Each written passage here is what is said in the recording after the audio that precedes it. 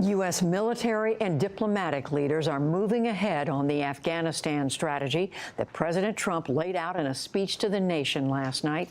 His remarks brought reaction today from the region and from the world. Nick Schifrin begins our coverage. Today, in the birthplace of the Taliban, Afghan President Ashraf Ghani praised President Trump's decision to deploy more U.S. troops without an end date. From now on, there will not be any timetable or conditions. America will stand with the Afghan nation till the end. Afghan Chief Executive Abdullah Abdullah, who came to prominence fighting the Taliban, said the new strategy should serve as a warning. The message is very clear that if there are groups that they think that they can win militarily, they should give up their thinking. But Afghan officials say that statement also applies to the U.S. The U.S. has been targeting the Taliban for 16 years, and the 4,000 or so troops that will newly deploy is a fraction of the 100,000 troops who didn't break the Taliban's back during the war's peak. So U.S. officials say most of the new U.S. troops won't be firing their own weapons, but teaching Afghans how to fire theirs. Okay. That's a mission that NATO trainers have been doing since the war began, like these near the border of Iran earlier this year.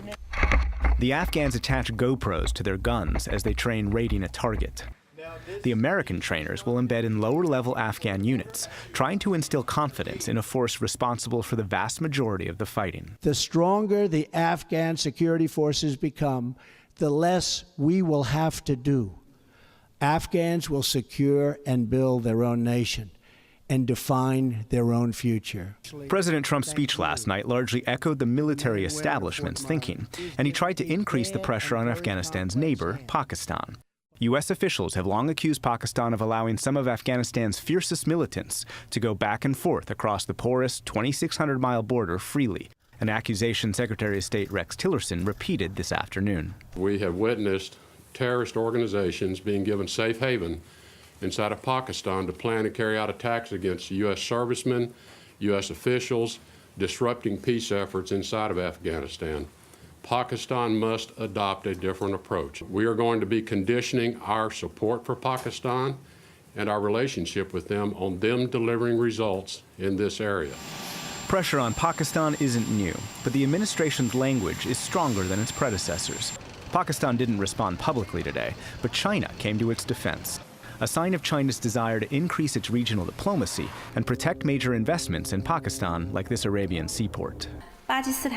Pakistan is on the front line in the struggle against terrorism. It has actively made efforts and great sacrifices to combat terrorism for years.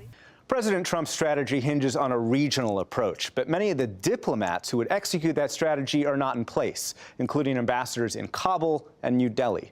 And critics of the president's speech described it as a rehashing of already failed strategies.